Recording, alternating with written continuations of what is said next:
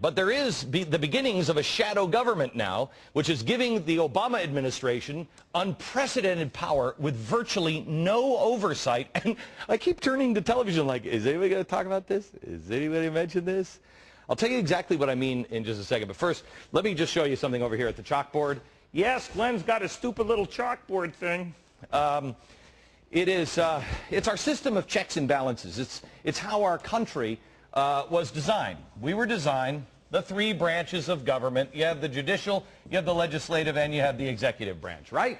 Then what happens, this was to protect liberty by ensuring that power could never be concentrated. Everybody tries to grow the legislative branch a little bigger. Every executive tries to make it an imperial presidency, and the judicial branch has gotten out of control over the years. But generally speaking, this is the way it's supposed to work. Progressives on both sides of the aisle, remember, we're talking Republicans and Democrats, both sides of the aisle, have slowly been chipping away at this. And they've been doing it lately with something called a czar. But czars aren't new. During FDR's administrations, some executive positions were actually called, you ready for this?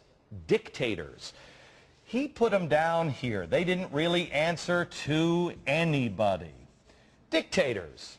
Look it up. They had the dictator of steel. They had the dictator of lumber. Yeah, tell me how much all of the Democrats and the progressives just hated Mussolini. Dictators. The idea was for them to control supply within each industry in order to keep the prices up. Richard Nixon did the same thing, but he thought dictators, that Mussolini-Hitler thing, that's probably pretty bad now. He called them instead czars, which, if I'm not mistaken, weren't they all shot in the woods at one point for being really bad guys? The first czar was an energy czar. He was charged with overseeing the 1970s energy crisis, which that's worked out so well. That's fixed now. The other presidents also have had czars. No one could hold a candle now to President Obama. He has named 16 czars so far, and he's not even done yet. Well, you might look at this and say, well, what's the problem? I mean, they can cut through all the bureaucracy. They can get stuff done, right? Oh, yeah. Except remember our founding fathers? They were kind of smart. They had this whole idea, let's balance power a little bit. Usually, this is what the system looks like. The czars, they don't answer to anybody. They don't answer to the legislative branch. You know what the czars look like? The czars almost have a little box around them. Just like that. They don't need to be confirmed by the Senate. They rarely go before committees. They can claim executive privilege when they're asked to testify. They are accountable to no one except the president himself. But look at the power that we've handed out to these unelected, unconfirmed people. They don't answer to anyone. On the low end, you've got the Great Lakes czar. I wish I was making up the fact that the guy who has a budget of $475 million for suckerfish was a joke, but it's not. On the high end, you have the economic czar, the regulatory czar, the government performance czar. These guys oversee trillions of dollars each. You also have the drug czar, the terrorism czar, urban affairs czar, technology czar, intelligence czar, the cyber czar, 6 other czars. I think what we need is like one big czar just to oversee all the other czars, because I'm losing track. Could our founders really have been this dumb to write a constitution that would allow this to happen? Of course not. They didn't do it this way. They didn't have any of this in mind. There was no wall here between them. Everything had to start, all the spending, all the revenue bills had to start in the House.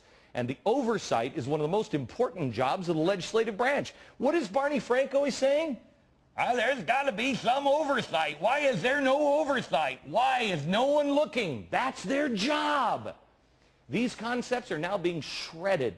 Our Constitution is on fire. This is not just a power grab.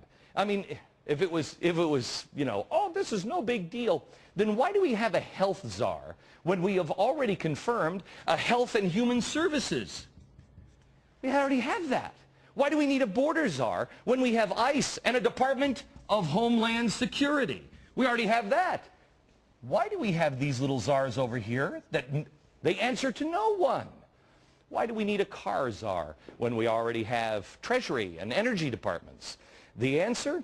Because this bureaucracy, they answer to everybody, eventually you. These guys? No, they answer directly to the president. Everybody else has to answer to you. The czars don't.